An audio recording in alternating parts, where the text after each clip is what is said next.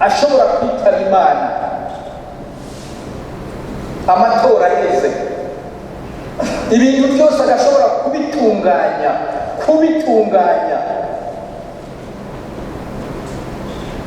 bijanye n'ukurikira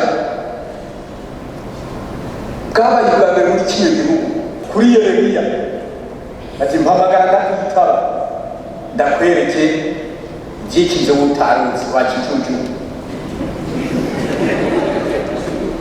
ako nakongeye ko mugabo ahamagara bwatenge arabuzura iyo plan d'action irakozwe abazungu baba bambere bavuga bati iyi plan d'action itandatu.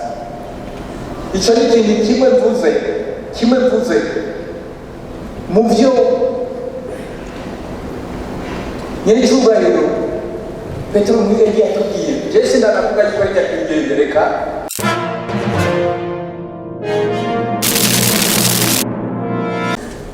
ku bibazo twumvise nyamukuru bijanye koko n'integuro ya rino bwirizwa, duhereye kuri icyo kintu kijanye na journée chômée et payée. Bakaba baravuze bati un décret izoprecisa les modalités z'ingene uwo munsi uzohimbazwa. Harimwo ibintu byinshi nibyo umushikiranganje avuze, harimo ibintu byinshi mugabo twebwe nituvuga tuti twamande tuvuga ko ari journée payée, chômée et payée. N'ubundi wewe nibavuga yuko muzogenda kuri uwo munsi mukuru, none muzogenda ko mube no mu biro wa même temps. Ikindi munaca yibaza ati none payé naco, ivyo nivyo biza muri nkuko yabivuze bizoza muri décret. Hari ibindi mwagiye muvuga atari bikeye, muvuga muti mbega uwo munsi hazoja amateleviziyo angahe mu makomine par exemple, mwari mwabivuze. Mbega uwo munsi dufate n'inzu zingahe zizinjirwa par exemple zijanye n'ivyo bintu vy'amamonuma canke ahantu bashobora gusomera ibitabo n'iki, ivyo byose mwabivuze. Aho rero le décret izo bifise une marge de manœuvre yo kugira ngo bazoze baraba ibizoba bikenewe kugira ngo byibure bavyenose, mugabo hano muri noze muri loi mudashobora kubishiramo. Nibaza rero yuko uko umushikiranganje abivuze iyi amendement ikwiye kubera ko indani nyene muri proposition de muri projet de loi bivugwamwo na cyane ko iyo décret izozipresiza. Ego nivyo iyo ibintu bivuzwe muri loi vyemejwe muri loi bifise akandi gaciro kurusha ivyemejwe na décret. Mugabo loi kugira ngo ishigwe mu ngiro ishigwa mu à travers des décrets, à travers donc des textes d'application. Nukuvuga rero yuko ataco twokwirirwa tugira ngo duhindure kugira ngo twugurure noneho iyo décret. Mukuru w'igihugu azoba afise marge de manœuvre yo kugira ngo n'ibindi hano mutavuze, hari n'ibindi hano mutavuze mugabyo ushoboka ko bavyajutamo. Ico gihe mu gihe baza bari ko baroganiza uwo munsi kuri décret bazoheza babiprecisemo. None ko mutavuze muti ati uyo munsi par exemple ashobora kuzoba imisa, none mucamadeka ko n'imisa nayo mucamushira kuri décret. Ibyo byose twito muri noze muri loi, kandi muzi ko ibintu by'imisa tubihagaze ko cyane kuko n'igihugu c'Imana. None ibyo byo tubishira hehe? Donc rero nitwirigwe kumbure tugira nuze ibintu tubiboha cyane, reka ouverture tuyitange kugira ngo umukuru w'igihugu azofise la marge de manœuvre yukuzoshiramo n'ibindi byose muri iyo décret, ibindi byose bizoba bikenewe kugira ngo umunsi mukuru ugende neza. Ndabona kumengo ndigikenewe ariko nagira ngo sabe kugira ngo icyo kibazo byibure tugiheze. Nagira ngo sabe muri mwebwe tumaze gutangira isiguro, mwumvise ko n'umushakari yavuze, mwumva ni bangahe buvuga ko iyo amanduma itegerezwa kuba?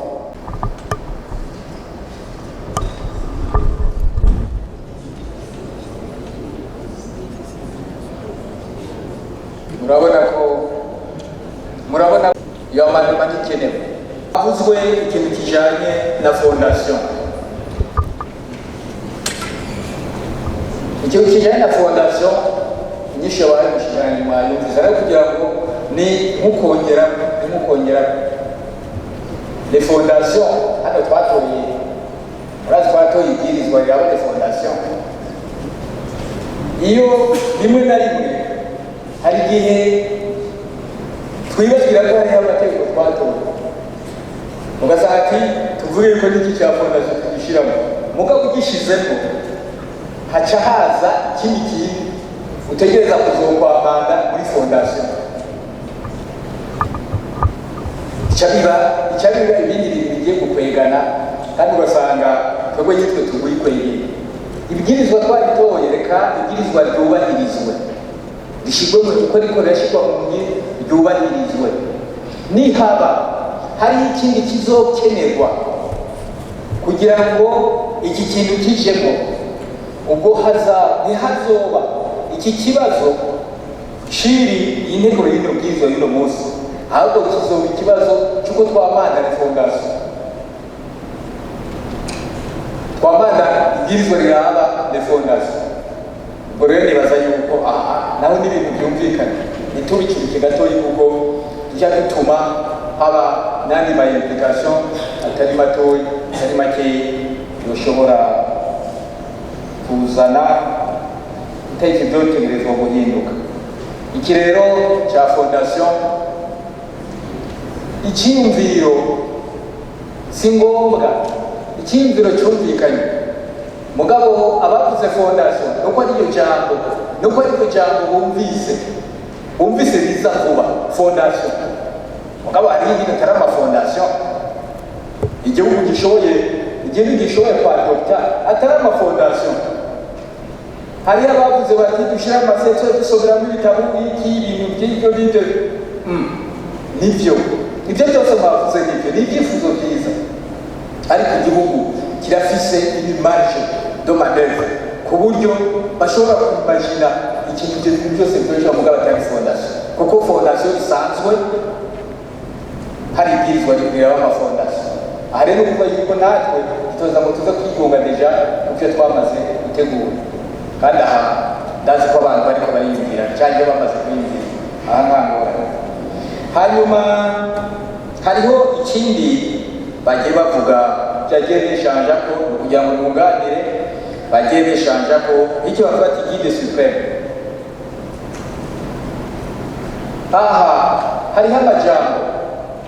Hariho amajambo mushobora kumva mugabo mutazi ayo majambo ingene yaje. Je nari maze iminsi ndabyigisha aho twagiye muri vacances parlementaire, narabyigishije gatoya aho nagiye nca ibintu bijanye na Petero Nkurunziza. N'ibintu bigoye cyane,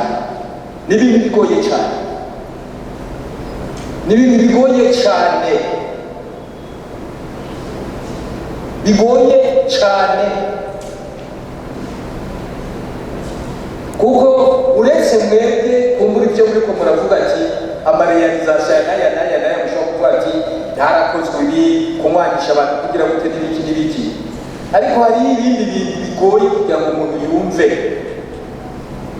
Bwabaye ubwa mbere mu Burundi bwose umuntu ashobora kwitaba Imana amatora yeze, ibintu byose agashobora kubitunganya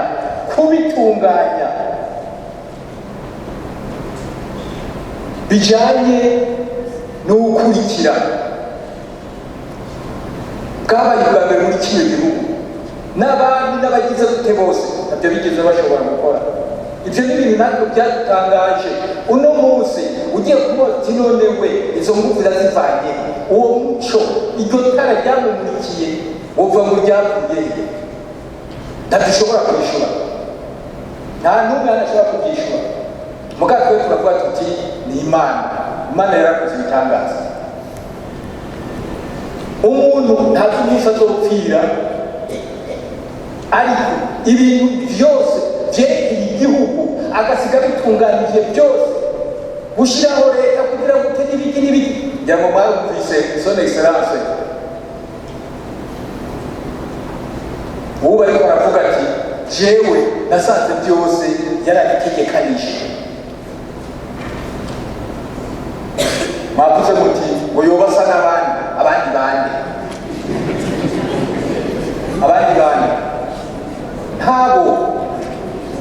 ntabo kuko natwe vyakoze biradutangaza. Ikindi cya kabiri nyakwigendera ibintu byose yagiye avuga byose byarabaye. Ninde wundi muvuge mutubwire, ninde wundi uyashobora kuba yatwaye igihugu cy'ububi cyangwa yarabaye umwami cyangwa yarabaye rugamba cyangwa yarabaye nde agashobora kuvuga ibintu twebwe tubona ko ari ibintu tutumva no kumva, ariko bikaba kandi yaraciye iminsi myinshi apana umwaka oya. Jewe ndibuka atubwira ati tuvuye mu bigo by'amasengesho mu marizolution avuga ati ubu ubwenge bwari bwaratakaye ku Barundi buragarutse. Icyo kintu mwebwe mucyumva muto, n'abanyamakuru babifashe barujya buri umwe ngo ndazi ko icyo kintu ni ikintu kitumvikana kuko dufise naho wabifatira, dufise naho wohera kuko abagenzi bawe bose babazi. Mugabo umuntu akakubwira yuko mu bwenge bw'Abarundi bwagarutse, ugaca wibaza ati none ko kana kabura k'igihugu ateranya M+L kamunanira, none niba muhaye equation ni fonction ko azoyishobora. Baratubwira ati ubwenge bw'Abarundi bwagarutse bwari bwarazimiye, ariko kubera ko imvugo yiwe yari imeze sinzi uko novyita nk'imvugo philosophique, ku buryo natwe twabibwirwa tutamenye ibyo aribyo. Icyo ashaka kuvuga ni iki? Kumbure nabyo nyine ntabyo novuga, sinabyo nzi, sinzi nawe n'icyo ashaka kutubwira ko nawe nyine yaba abibona neza lo message ashaka kuduha, ntabyo nzi.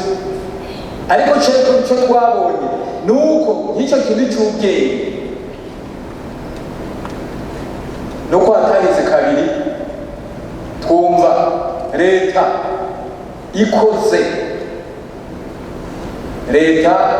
ikoze plan d'action hari le 18 twari amasengesho, kandi nabonye muri iyo plan d'action bakoze ntibari bazi yuko kuri iyo tariki bazoba bahitije, nabyo bari bazi muri leta kuko ibikorwa byari byinshi cyane. Ariko ikintu cyadutangaje ni uko plan d'action bayihejeje bamaze kutubwira yuko tujya kwisengera 19 ko twari tuzigikorana, ni uko abazungu par contre abazungu bahora iminsi yose bakritika ibintu twakoze, na cyane cyane plan d'action ya leta. Ngaho mama bakoze ibyo badashoboye, bakoze ibyo batazi, bakoze ibyo badafitiye uburyo, bakoze n'ibiki n'ibyo atiweje neza n'iki. Icyo gihe babaye abambere abazungu buko bavuga bati iyi plan d'action Abarundi niba ishyira mu ngiro ati igihugu kizoza gitera imbere. Ivyo jewe narabyimviye ku buryo naciye mpamagara abantu mwabyumvise cyane kuko numvise umengo byace binkubita mu mutwe. Kumbe bwakenge buraje kandi buje muri batweretse ko plan d'action n'abazungu bayemeye iki n'ibindi bihe byose bamaze gutera akagera baba kuducoza nanibyo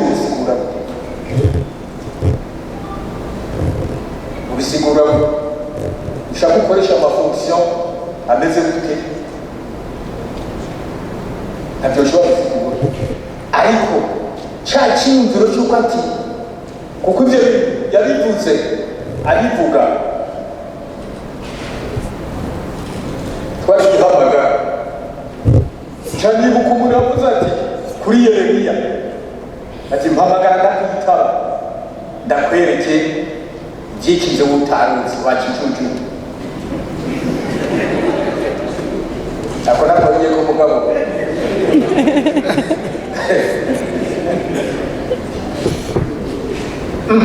noneho ako kanda gakubita ku muti kumbe yari yarabivuze mpamagara ndakwitaba twaraguhamagaye bwatenge arabuzura iyo plan d'action irakozwe abazungu baba bambere bavuga bati iyi plan d'action itandatu icyo ni ikintu kimwe mvuze mu byo nyir'icyubahiro Petero mwenge yatubwiye Jesse ndanavuga yuko ari yakigendereka ni Petero mwe kuko natwe turi kumwe ikiganza cy'Imana ikiganza cy'abantu n'amashinga mateka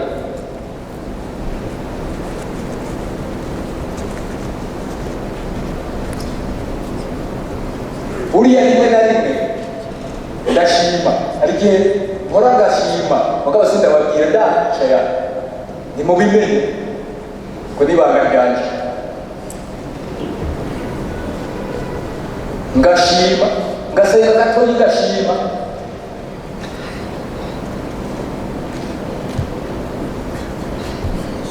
harimo reka rero aha kari gatoyi kwari kuvuga rero yuko ibyo bintu bya guide supreme n'ibintu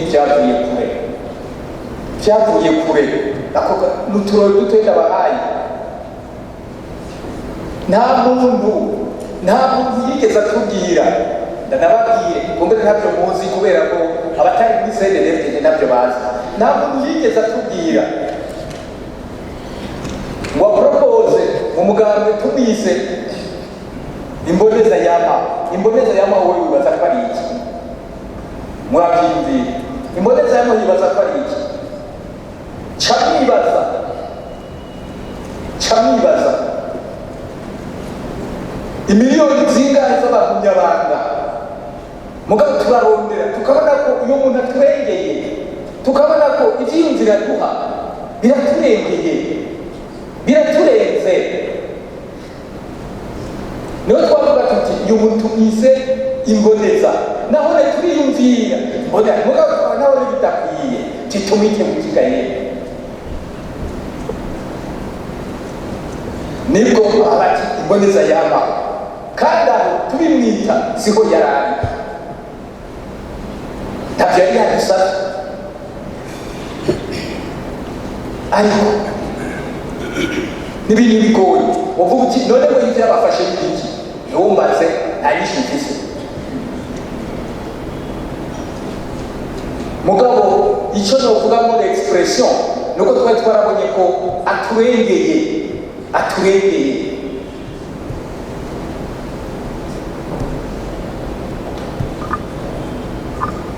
nyanicyubahiro kakababwira ibanga nyanicyubahiro waramutura ingorane akakubwira ati uza kuzisengera basi kandi ibintu bikagenda neza na rugamba ariko arabyita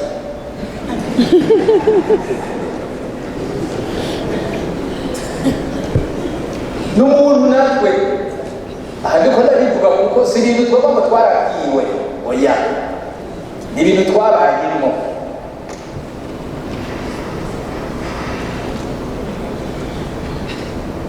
ndavuga ati ndagusengera icyo kibazo ndagisengera basi uko yasenga ntiwabimenye mugabo ukabona cya kibazo wowe ufise ukabona kiko kiratora